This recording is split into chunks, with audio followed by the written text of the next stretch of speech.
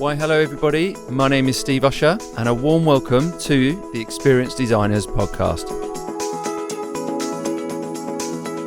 So one of the fundamental pillars of a successful employee experience strategy is employee listening.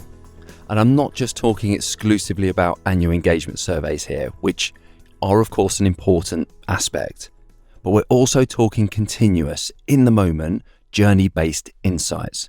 So whether that's candidate experience, onboarding, paternity leave, manager effectiveness, or DE&I, there are so many moments to capture valuable human-centric insights across the whole employee experience. So one survey annually doesn't cut it anymore. And of course, this creates huge advantages and insights for organizations to use the power of the voice of the employees when making informed decisions on where to focus time, resource, and budgets. So on this topic, who better to talk to than the lovely Sally Winston, Director of EMEA Solutions at Qualtrics, the leading global experience management company who very recently was acquired for around, brace yourself, $12.5 billion by Silver Lake. And this highlights not only their phenomenal growth journey, but also just how much runway remains in this market as organizations look to increase the human experience lens. So in this episode, Sally and I delve into and discuss and explore how employee listening has evolved in recent years, how the pandemic shifted the way organizations listen, employee experience as a discipline and a function, and finally, which I must apologise in advance for, my terrible analogy when we explored how organisations can turn data into actionable insights as quickly as possible. So without further ado, thanks for listening. Let's jump in. Sally. Hi, Steve. Welcome to the Experienced Designers. Thank you. It's very exciting. So, thank you for having me. No, thank you for having me because, and I think we'll post a photo of the view that we are currently enjoying. Yeah, it's pretty epic. On a very sunny, beautiful day in London. For once, probably the only sunny day for about 3 months. It's amazing. So this is the Qualtrics London. Is it HQ here? No, HQ is in Dublin. Okay. But yeah, London, second biggest European office, I think. Nice. Yeah. It feels the second biggest European office. It's quite amazing views. I will post this on the show page because I think it's something everybody should see. Yeah, it's like you could bring tourists here and they get a 360 view of all of the hotspots, don't they? Oh, it's amazing. I think even you can see Battersea Power Station. My God. In the distance. You can basically see everything from this building, which is really cool. Yeah. So, Sally, question I made up this question in preparation for my last episode of the podcast, and I was like, oh, I like this question. I might actually keep asking it for future guests. So you're now my second guest I'm going to ask this question to. You're the second iteration of it. Let's see where we go.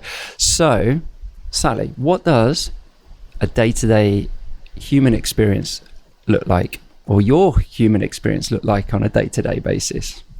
In terms of what do I do in my day? Maybe, but what does human experience mean to you? Gosh, that's the question, isn't it?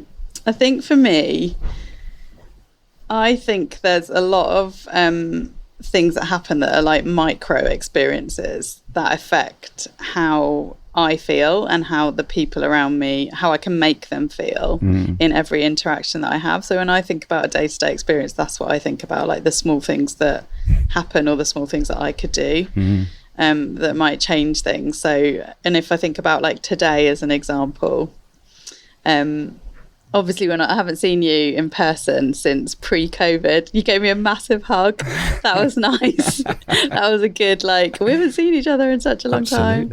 And I've had, just this morning, like a couple of conversations with people where they've gone off on tangents, but that tangent has been like super meaningful or super interesting. And that has been, that's what I would define as being the things that have made my day so far. Nice. Do you know what I mean? As opposed to the big stuff that has happened. I love that. I was actually thinking about this stuff this morning, like the different macro, micro, mini experiences that happen in our lives, our work, whether that's work or home or wherever. Yeah. I think we'll get into the intentionality of those experiences, I think, from a business point of view. Like, how can we be more intentional around some of those experiences? Yeah. Mm-hmm. So what do you do every day for work? So I head up the solutions organisation for a company called Qualtrics, who are a technology company focused on experience management. So based out of the States, but expanded across the world. And I essentially run a team of experts who help customers understand what they could be doing with technology to measure and improve experience. So, and those experts include consultants who've worked in employee experience or customer experience for their whole careers and are like real gurus in this space. Like incredible brains, make me feel stupid half the time. And then also a group of solution engineers who are the people that are like really deep in the tech and can really bring to life the tech for our customers and help them think through how they could use it. So it's a team of about 60 people working all the way across Europe and the Middle East. And so my day-to-day is really helping them be successful in their jobs.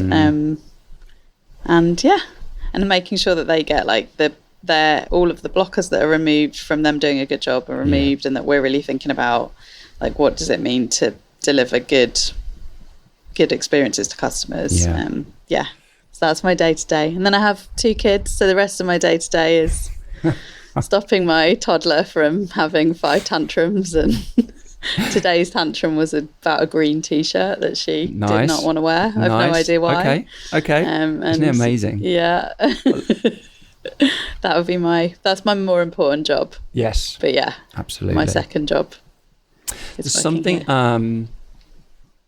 I really respect with Qualtrics, in amongst the sea and plethora of tech out there, particularly in the HR space. Yeah. And it's something I really liked when I first connected with Qualtrics was they're clear about, and you said it there, which is what triggered, was experience management. Yes. Not actually the experience itself. And I think I'm seeing these such interesting like sales narratives. It will improve your employee experience, or it will create a better employee experience or candidate experience or onboarding experience. It's like, no, it doesn't. It helps manage it and understand it and improve it. Yeah. But it isn't the experience. Yes. And I love that about Qualtrics. So I just want to honor that, because I do think they're really clear about, Qualtrics are really clear about what they are and what they aren't. Yeah. I think it's interesting though, because I do think that how you manage and measure experience is part of the experience. Yeah. So, if you think about we did an event recently where I was interviewing a couple of panelists, and one of the questions we asked was like, give an example of the worst experience that you've had. And I was like, thinking, if I need to fill time here, what's my example? And my example was around, I went on a cinema trip with my son, and we were standing queuing for the highly priced popcorn. And you could see the guys behind the counter, right? And it was like total chaos. There were 2 of them, and they were doing everything for one customer. So they were like going to get the drinks and going to get the popcorn and it was driving me insane, because I was watching this and I was thinking, why is one of you not dealing with the stuff on the left-hand side and one dealing with it? That would be so much more efficient. And when I got to the counter, I asked that question. I said, you would be able to deliver this so much more efficiently. And my son died of embarrassment. He was like, oh my God, you are such a Karen. And I was just like, and then the employee said, yeah, my manager doesn't want to have that conversation with us. And that was their answer. And I was like, I cannot leave this experience without telling this company, big cinema chain, one of the top 2. I cannot leave without telling them that this is the interaction I had. And I could not find a way to give them that feedback. There was no survey there was no like way of communicating with them. There was no chatbot. There was nothing. And so I found a way. I emailed someone who was like head of experience or something. I love it. It was a boring film. I was like, let's use this time productively. And I even said, like, I work for the leading experience management company. We can help you. And I wasn't doing it to try and win a customer. It's just like, this is a terrible experience, and the people are miserable. The customers are getting a bad experience. And the fact that you couldn't find that moment to give that feedback, I think said a lot about how they cared about experience. And so that, to me, long story, but when I think about what we do, whilst we aren't about improving the experience, giving people that moment to share their views is part of what it means to deliver an experience. Like, it should be fundamentally ingrained in everything you do. I agree. I've always been quite clear on that, actually, of it should never be a bolt-on, or it should never feel out of place. It should be part of the journey, whether that's a customer journey or an employee journey. It should just be there at the time at which it's meant to be, or could be there, and you're testing it. But it's not seen as out of the ordinary. It doesn't look odd in the context. Like, you're talking about context there of in a moment in a cinema watching this and not having a mechanism. It's in that moment. It's creating that kind of experience in that moment of how do I give feedback. Yes, exactly. And a mechanism to do that. Yeah, and an example actually from today of that is one of the solution engineers in my team has been building out this really cool.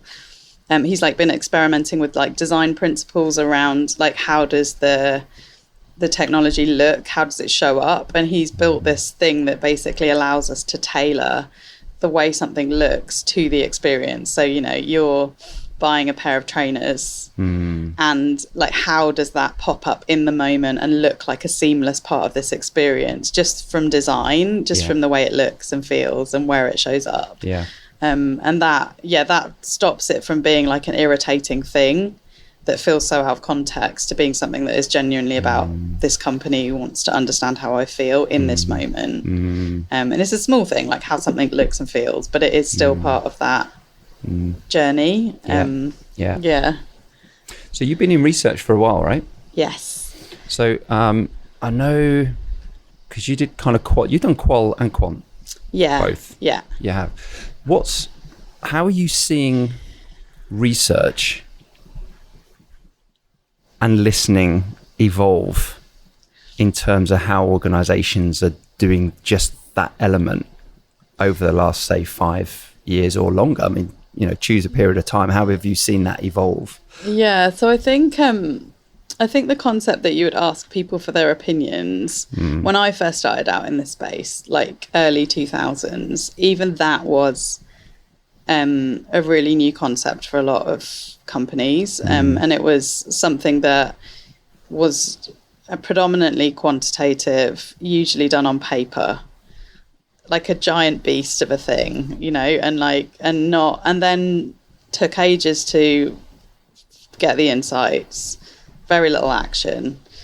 Obviously that's completely changed, right? You can get insight within minutes, seconds. You can get it in real time. You can do research in like so many different ways. I think what we're seeing at the moment is a really interesting merging of qualitative and quantitative, and actually unsolicited feedback being the thing that lots of the energy in our space, lots of our energy is focused on, because there's a difference between asking people for their views and collecting people's views, and the technology exists that allows you to understand how people feel, because they're sharing those views on an ongoing basis, right? You don't need to even ask the question to find out that insight. No. So that I think that's definitely where we're seeing things going, and that's where we're investing a lot of our time and energy. And how do you do that in a way that's meaningful? How do you not just feed that back to leaders within businesses so that they can take action, but fixing things in real time? That to me is a really big shift in the world of experience management. It's not just about you deliver the insight and then a team of people sit in a room working out what do we do with this, which still happens and still needs to happen on certain topics, but also something's broken, let me fix it right here. right now. And that's something maybe that is more common in the CX space that we're seeing move into the EX space. Yeah. On unsolicited feedback, I think there's a really interesting discussion about how that shows up in employee experience, which is where most of my time has been spent. Because, so, you know, for example, there's the technology exists to scrape Slack conversations, to look at Glassdoor data. You obviously there's like a privacy angle that is really important and that you need to factor in, but using when people are openly sharing their opinion and doing it in a way that is accessible, you can use that insight to find out so many things. We've just acquired a company that looks at operational data and spots for issues around burnout. For example, you know, are people sending emails at very late at night? Is the tone of conversation that's happening on certain topics suggesting a level of frustration that we could fix for? And do we need to wait for a survey to tell us that information, or can we just use that insight to drive a change quicker? Yeah. So Wow. I think there's the other area is the personalization of listening is really important. Like you don't need to ask every single person the same things at the same time. It's so easy to tailor what you're doing to the individual's moment and to what their like experience is. Don't ask new joiners questions about how they feel about things versus a year ago at a very basic level. Don't ask, people who, I don't know, have told you the same thing 3 times in a row. Don't ask them a 4th time. No. And that's where the intelligence comes in of the tech to allow that, to enable that. Yeah. So it becomes more contextual rather than consistently the same questions, like an annual engagement survey sometimes can be. Yeah, exactly. Similar. Yeah. So from an EX point of view, how have you seen that evolution over the last 6-7 years, say? Because how long has Qualtrics done EX? That's a good question. Is it 8-ish? I would say, probably about 8 years or so. Yeah. Qualtrics has been in the EX space, seriously within the EMEA region. So I joined in 2019 and that was a point when we'd started working with some really big brands and we were kind of building momentum.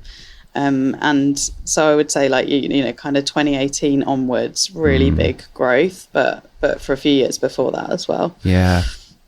So how is because employee listening, it's quite interesting. I mean, there's still, from what I see, there's still a lot of work to be done in this space. Yes. I think some of it is attributed to this shift of more outcome based stuff, which we've been so previously connected to, which is engagement or satisfaction. Which is all obviously outcomes. Culture is an outcome of lots of inputs. Yeah. And as we move more towards EX, which is in its true form, in my mind anyway, is more around designing it from the bottom up. If we look at it purely from a hierarchical point of view, it's more about the experiences then create the outcome of potential satisfaction or engagement.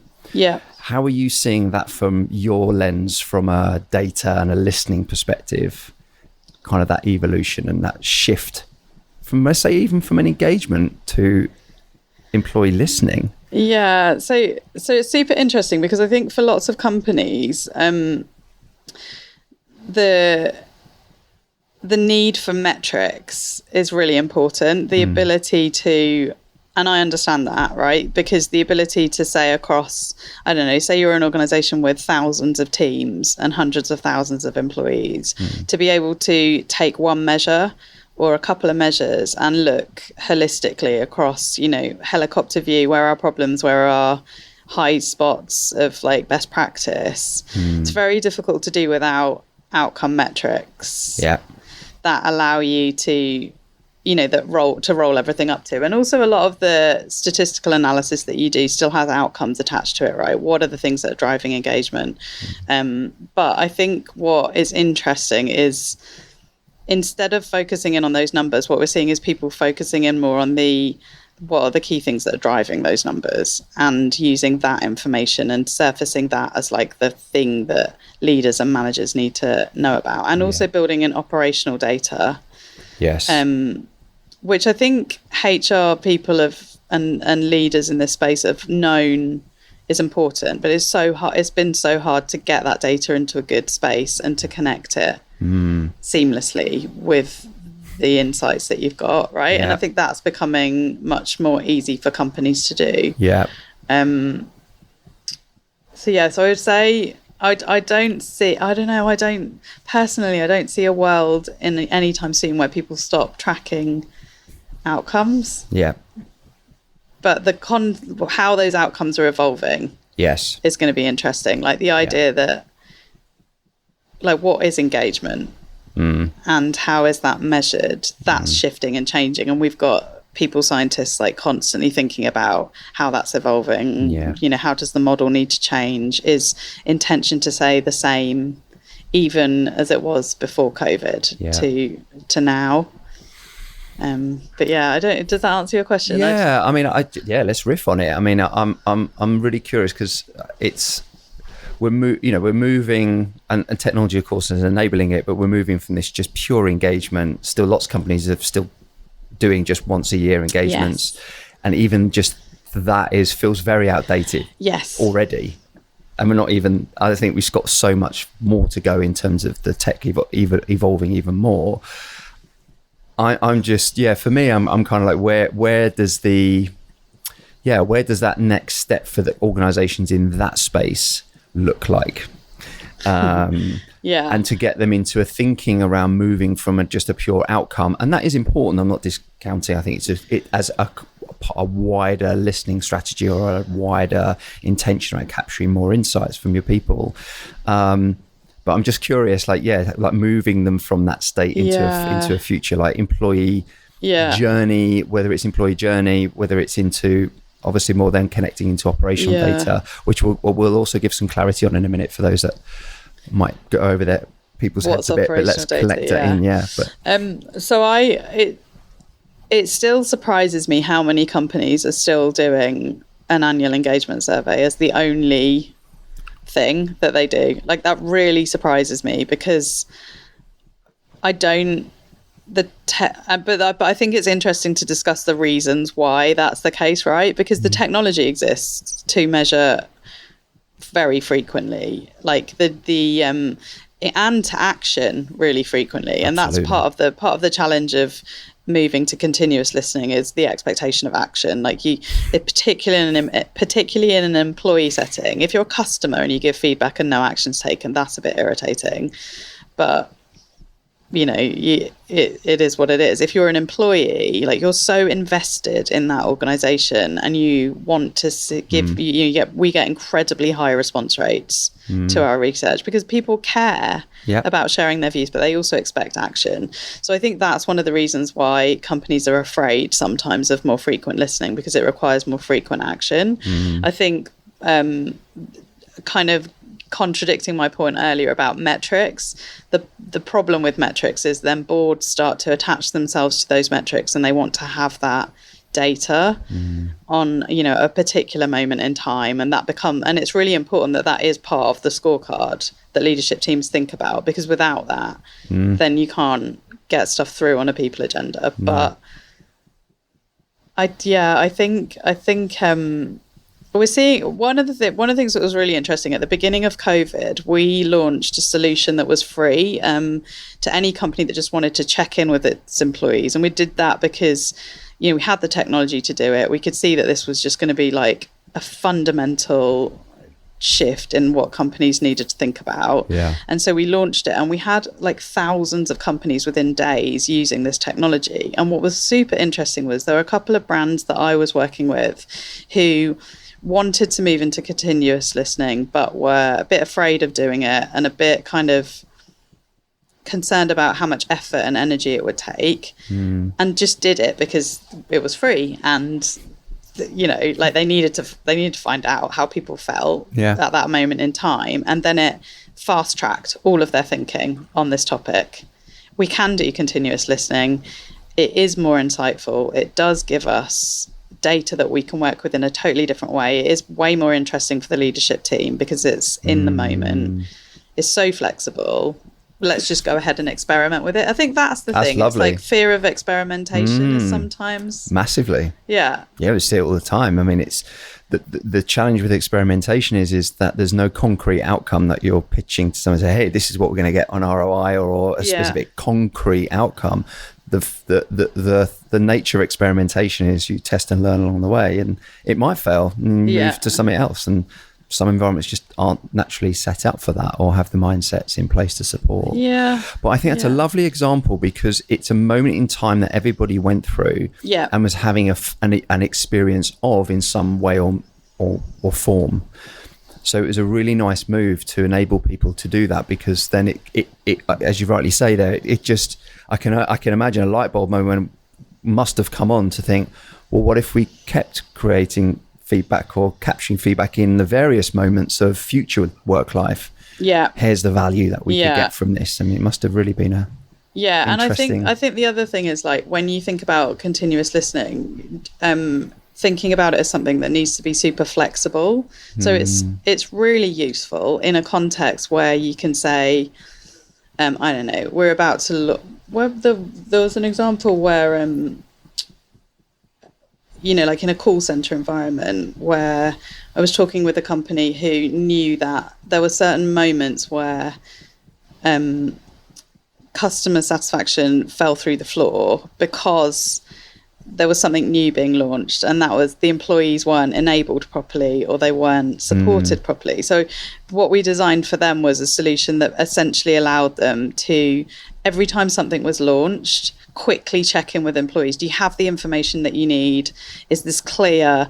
Check in as the first set of calls are happening. Are you facing blockers? Do you have the empowerment you need to answer this customer's questions? That to me is like really powerful experience management, because it's very tailored to the situation that employees are in. It's not like we're asking the same questions every month. We're zoning in on a moment that's important, and we're going to give people the chance to like test and learn and feedback at that point in time. Yeah, because if you look at an organisation, I mean, there was waves going up and down everywhere at any given moment, whether it's an IT rollout or a cultural shift or I don't know, like leadership program or something that leadership development's big this year. It's huge this year. So I hope there's lots of people doing some listening around that in terms of impact to create the to see the difference in that. It's a big one, big area. And there's also societal changes that massively impact employees. So the war in Ukraine, lots of companies have employees based in locations where that was hugely impactful and challenging. So the ability to check in with employees in those locations, some of the stuff that happened in the US around women's rights, the ability to check in with women on how they were feeling at a certain point of time, it raises a question of what's the role of the employer. As like, is it like a parental role or not? And that's obviously a huge debate. But I think for me, it's about showing that you care about people. And using that information to help improve their experiences. It's huge. What I'm hearing here is just huge flexibility. So there's external influences, societal, these things that you can react to and be nimble to obviously pick in and respond to.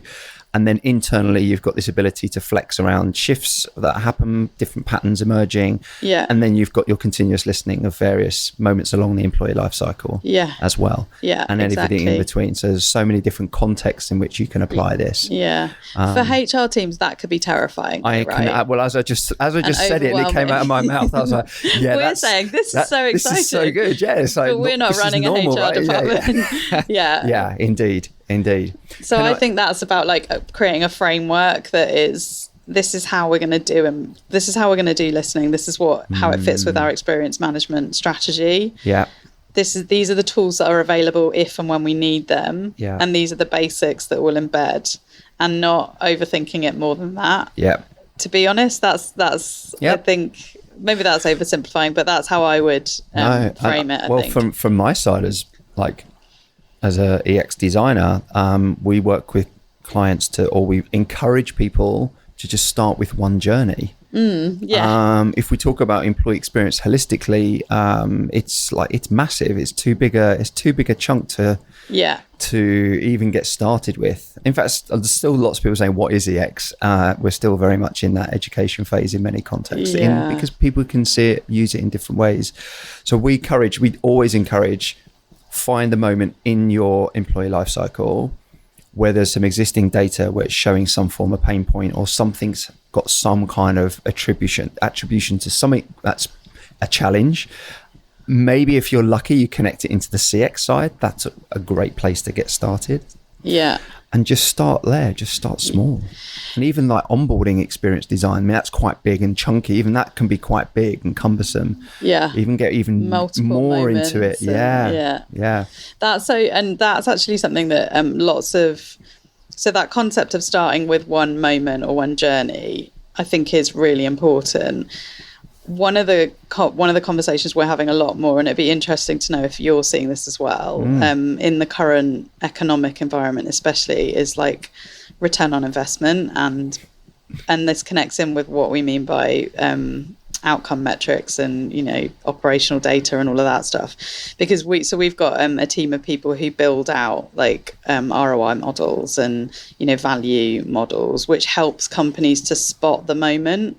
Like all the journey. So, you know, of all of your employee lifecycle touch points, what do you know about onboarding? Like how much time and this goes out of the creative space, right? And into the hard numbers. Yeah. But what, you know, what is it about the onboarding process that is problematic? Is it the time it takes to onboard people and get them to high productivity? Is it the cost of onboarding? Are you losing people? Yep.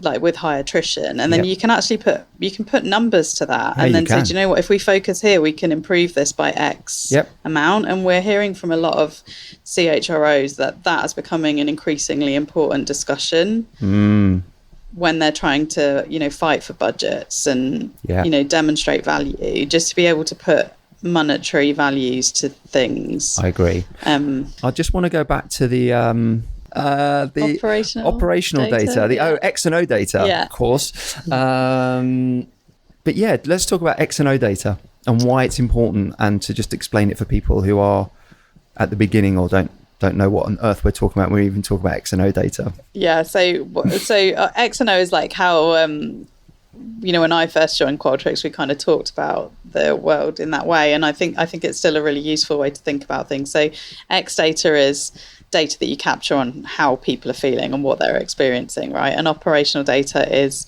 either what is it that defines them or the outcomes, and that's not the formal definition, that's just how I think about it, right? So, you know, you've got, and if you think about all of the stuff you're capturing about employees, firstly in your HR systems, so you've got depending how sophisticated it is, but you've got, you know, their age, their gender, their ethnicity, their tenure, all of those pieces. If you've got that information, it can tell you something about that person that helps you understand their lived experience, and it helps you focus energy on action. Yeah. So, you know, and those are like the classic examples, but there could be others, you know. So for some companies, particularly in the current environment with the sort of shift towards return to office and all of those fun topics, there's you know, like how long does it take people to get to work, what is their family setup.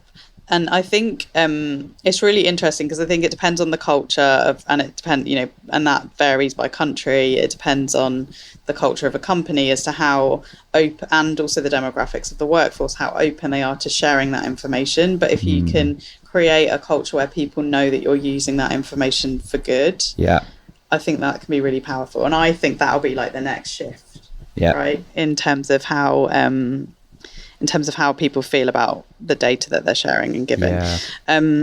So there's that kind of stuff. And then there's the operational outcomes. Like, I know you're in a call center. How many calls are people making? How many of those calls are successful?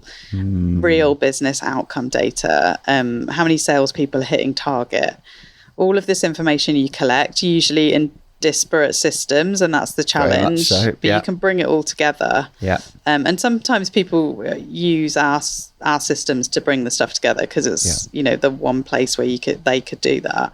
Often they're using systems internally to do that, and then you can push our data into those systems.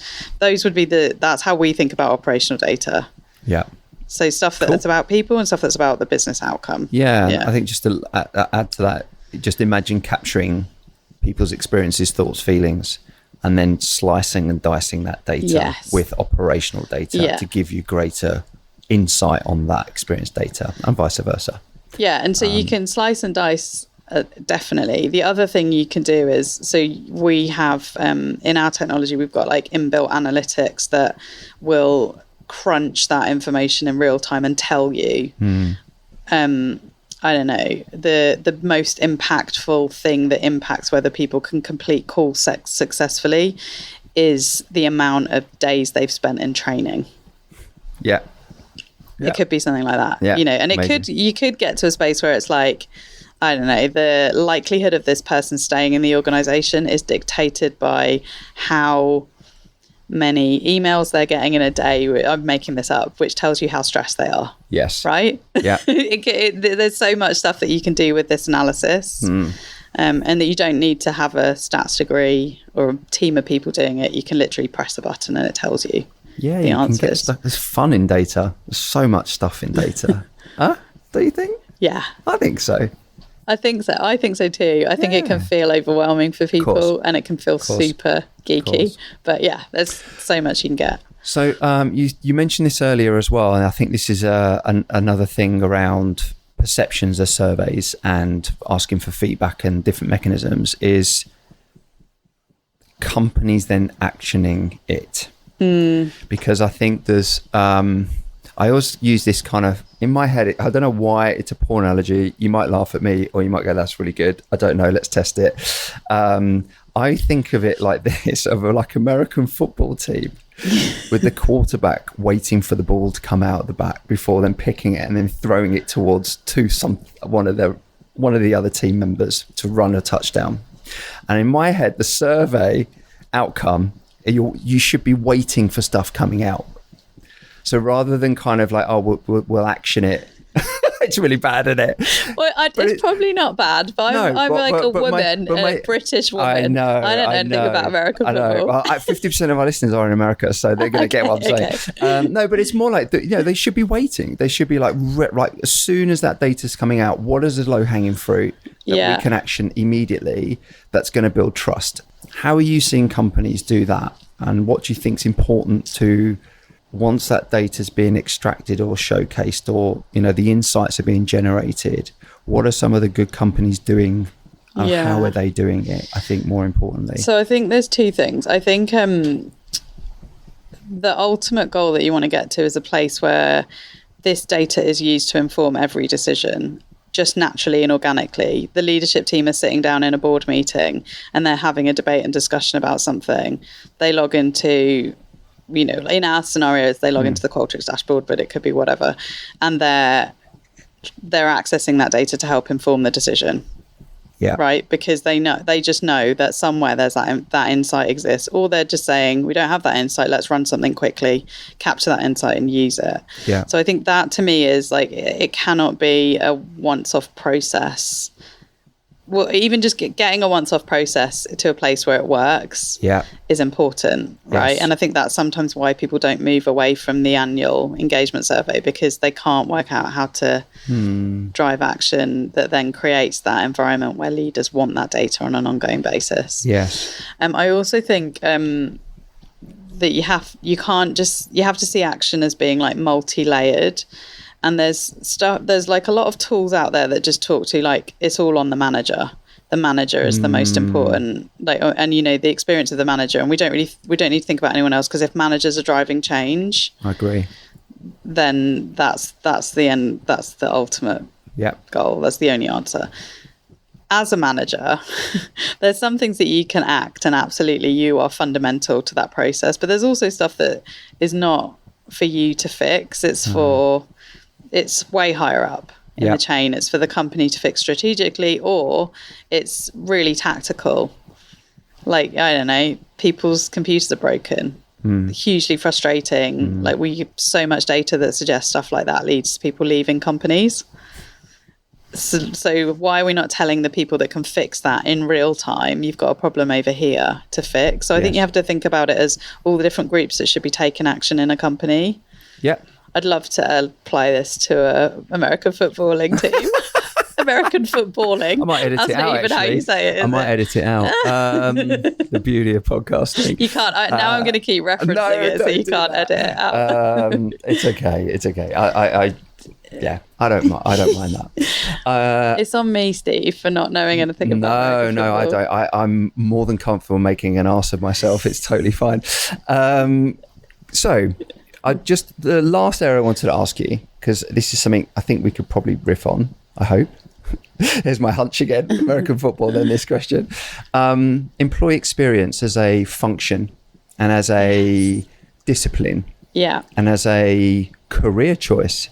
Because I know I'm seeing it, and you'd have to be fairly blind if you're not seeing it in HR right now, but it's definitely happening. I think it's amazing that we are seeing more of evolutions of EX functions inside organizations. Yeah. And I'm also, if you'd asked me 2-3 years ago, I would have said no, but I actually am now, I've changed my mind, and I think it more yes now, is I'm seeing HR evolving towards EX as a function. Yeah. And it's very contextual.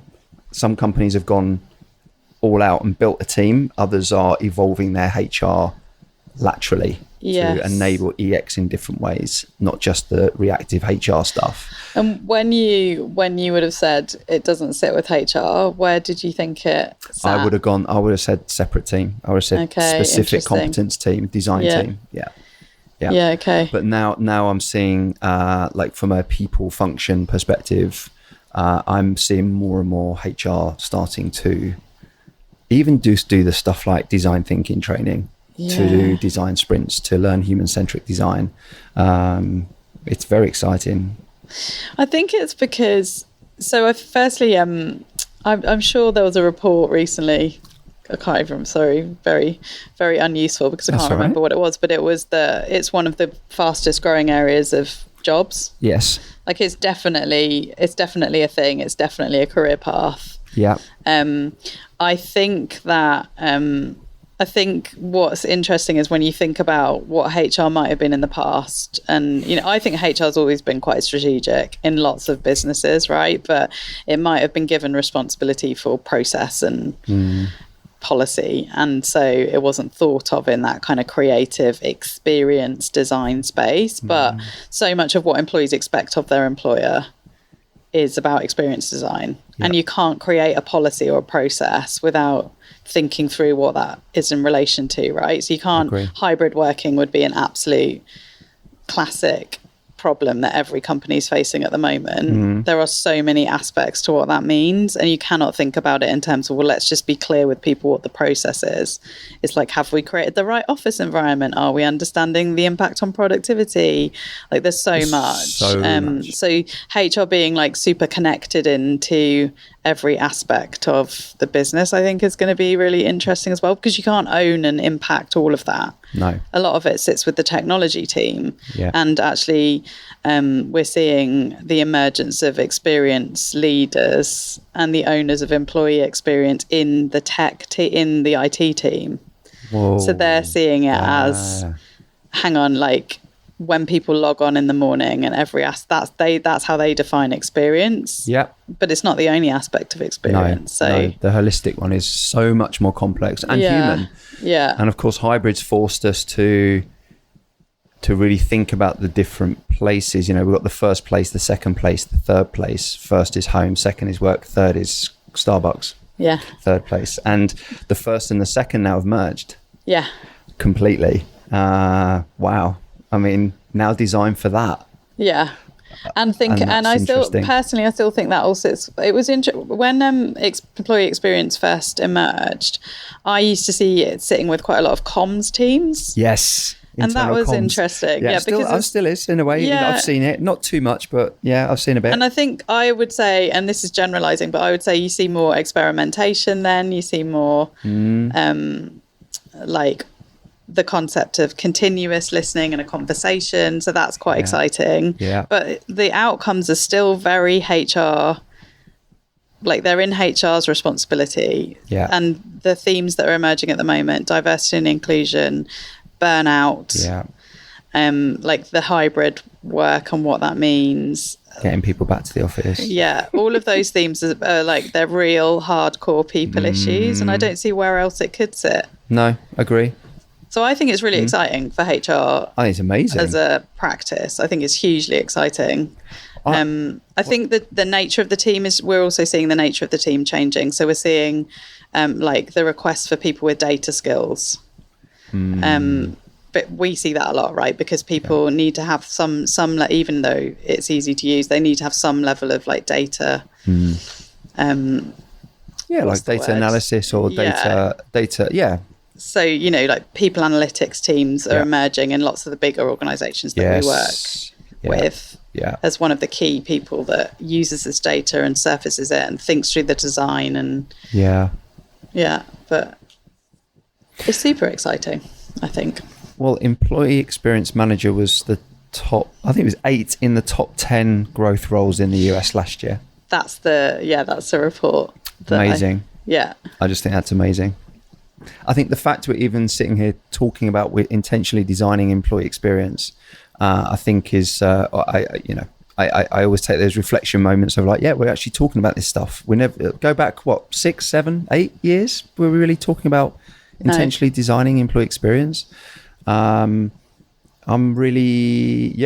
grateful to be in this industry and to see it, to be part of it and to see it grow. And I think another 5 or 10 years, my God, wonder where we're going to be then. So I genuinely see this as career moves for people in the future. I think we'll start to cement what those roles are. We've seen a slight like divergence of this at the moment. So you've got like workplace experience, people dedicated purely to the workplace experience. As in like the way workplaces are structured. Everything. Open plan, all of that sort of stuff. Like even down to like events or all of that stuff is kind of being. So I've seen people doing those types of roles. And then there's others that are a little bit more focused around just looking at employee experience across holistic, but on a more smaller scale, in the smaller organizations anyway. And then also like for companies like in Sweden, like Mentimeter is a really great company for this. They have, my God, they don't even have HR actually. The competence they've hired is design thinkers, experienced designers, like more thoroughbred experienced designers out of context. And they're responsible for building culture and people experience. That's interesting. And they'll come with innovative thinking, right? They'll help shape what the future of this kind of space looks like, which is you need that different thinking to come into this world as well. And that's not excluding. I think HR, we still need HR. We still need those components that are still massively important.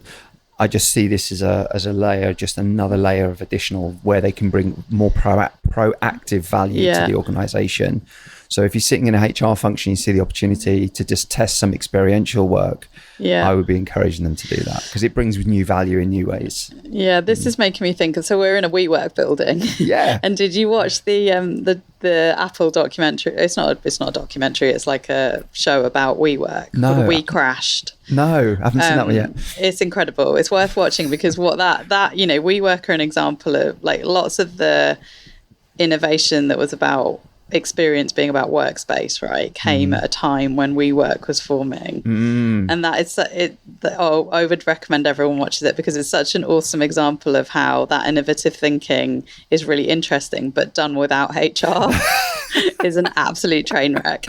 And just some of the things that happened, that are commonly known that happened within the WeWork organization just play out on screen in such a brilliant way. So look, we all need each other at the end of the day. We do. We need that disruption, but we also need to think about what it means for people. We need the creativity, we need the innovation, we need the experimentation, but built around some form of like foundation. Exactly. And like human empathy. And definitely watch that. Is wicked. Very entertaining. Wicked. So Sally, last question.